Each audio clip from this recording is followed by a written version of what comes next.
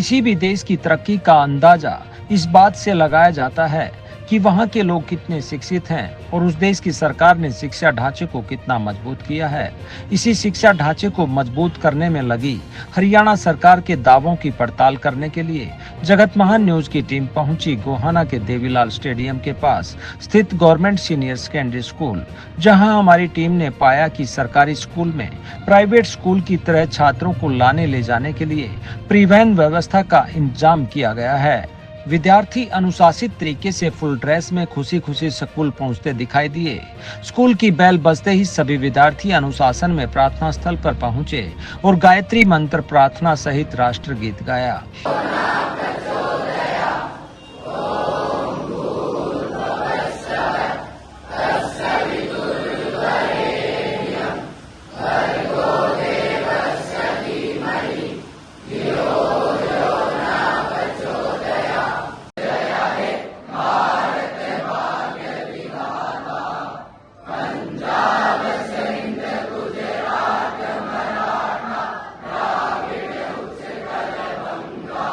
इस दौरान स्कूल विद्यार्थी ने दिन की ताजा खबरों से विद्यार्थियों को अवगत करवाया और सभी को प्रोत्साहित किया, जिसका सभी ने तालियां बजाकर हौसला बढ़ाया। आज के मुख्य समाचार।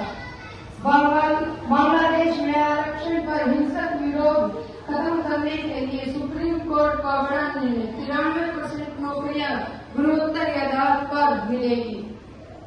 पेरिस ओलंपिक में भारत के 6 पहलवान पेश करेंगे। भारत माता की वंदे वंदे।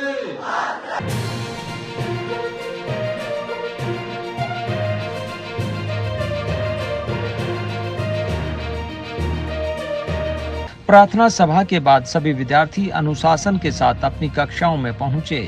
इस दौरान स्कूल प्रिंसिपल सतेंद्र कुमार ने कारगिल विजय दिवस के उपलक्ष्य में शिक्षक गण के साथ ध्वजारोहण किया। इस दौरान जगत महान न्यूज ने स्कूल में शिक्षा विभाग की तरफ से NSQF द्वारा चलाई जा रही ट्रेनिंग एवं सुपर 100 क्लास स्मार्ट क्लास का जायजा लिया और इस बारे में स्टाफ और विद्यार्थियों से बात की। आप बताइए कि आप यहाँ पे ट्रेनिंग दी जा रही है आपके शिक्षा विभाग के द्वारा, आपने किस चीज़ की ट्रेनिंग ली है और कैसा लग रहा है? मैंने PCA की ट्रेनिंग ली है और मेरे को बहुत अच्छा लग रहा है। अच्छा लग रहा है? Yes sir. तो आपको कैसे मन में आया कि मुझे ये ट्रेनिंग लेनी चाहिए? मेरा इसमें दिलचस्पी थी कि मैं ये ट्रेनिंग लूँ PCA की। आगे चलकर क्या बनना चाहोगे आप? मैं आगे चल के डॉक्टर बनना चाहूँगा। जी, आपको लगता है कहीं प्राइवेट स्कूलों के मुताबिक यहाँ कम पढ़ाई है, कम शिक्षा दी जाती है? नो सर, अच्छा उनसे लगा? अच्छी शिक्षा दी जाती है। अच्छा, अच्छे दी जाती है। ठीक है, क्या नाम है आपका? जतिन।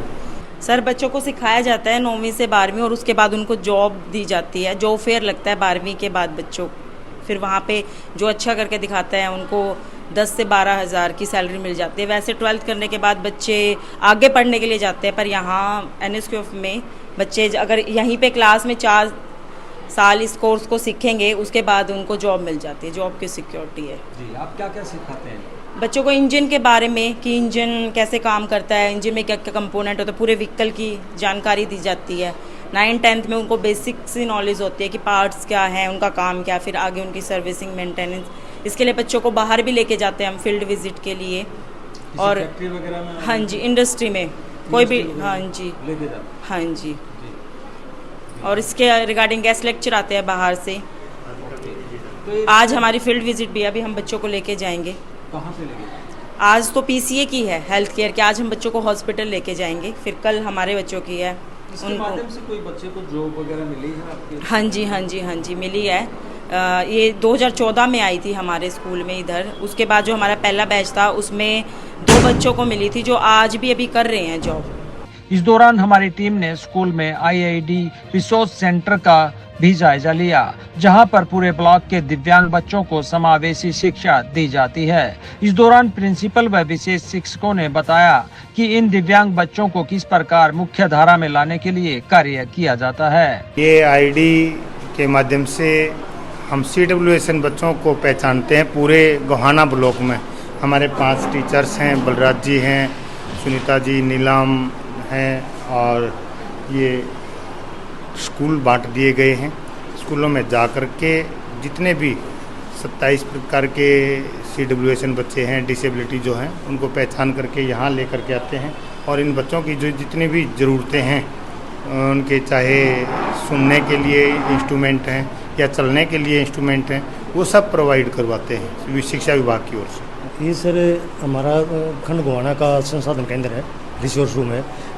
खंड गोहाना में जितने भी स्कूल आते हैं हम 5 स्पेशलिटी तरह हमने सब डिवाइड कर रखे हैं और उसमें सर हम जो भी CWSN बच्चे होते हैं उनको आइडेंटिफाई करके स्कूल में इनरोल करवाते हैं। वो नॉर्मल क्लास में ही जो इंक्लूसिव एजुकेशन होता है वो करवाते हैं। बच्चा नॉर्मल क्लास में नॉर्मल टीचर के पास नॉर्मल बच्चों के बीच में बैठ के पढ़ेगा। तो इसके लिए फंड्स वगैरह जो भी है ये समग्र शिक्षा अभियान के द्वारा उपलब्ध करवाया जाता है। शिक्षा विभाग के द्वारा, समग्र शिक्षा अभियान के द्वारा। समग्र शिक्षा विभाग। सुनीता विशेष अध्यापिका ब्लॉक गोहाना। सर यहाँ ये ब्लॉक लेवल का पूरा ऑफिस है।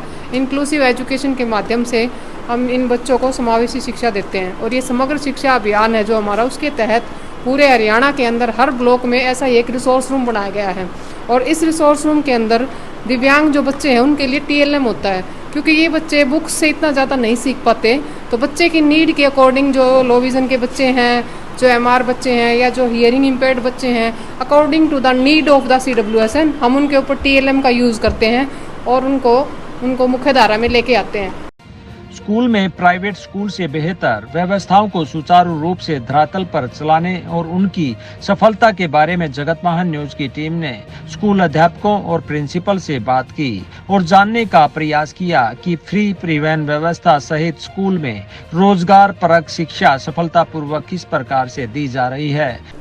यहाँ पूरे हरियाणा में एजुकेशन के माध्यम से NSQF लैब लगाए गए हैं जिसमें हमारी ऑटो लैब है। ऑटो लैब में जेनसेट का या फिर गाड़ी के पार्ट्स का, इंजन का, सब लुब्रिकेंट्स वगैरह की जो है प्रशिक्षण दिया जाता है और इसके प्रशिक्षण के बाद 9वीं से 12वीं के बाद जब बच्चा बाहर कंपनियों में जाता है तो उन्हें विशेष रूप से छूट मिलती है और कोई अगर वो ट्रेनिंग करना चाहता है तो भी 1 साल की छूट दी जाती है।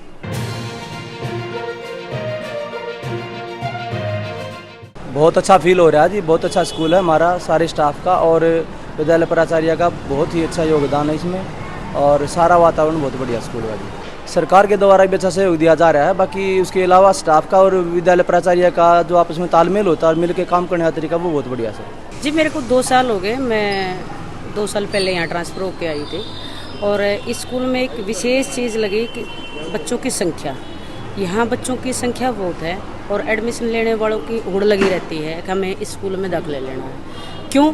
क्योंकि यहाँ पे जो प्राचार्य और समस्त स्टाफ बड़े तन्मय ढंग से पढ़ाता है। सारी क्लासेज में जो क्या नाम है ये डिजिटल बोर्ड लगे हुए हैं, स्मार्ट क्लासेज लगती हैं, 2 बुनियाद केंद्र भी बने हुए हैं हमारे यहाँ। तो जो प्राइवेट स्कूल होते हैं उनसे बेहतर यहाँ पे शिक्षा। हाँ जी, पढ़े लिखे प्रॉपर जो क्वालिफाइड टीचर हैं और अच्छे तरीके से जो उनका तरीका पढ़ाने का वो बेस्ट है।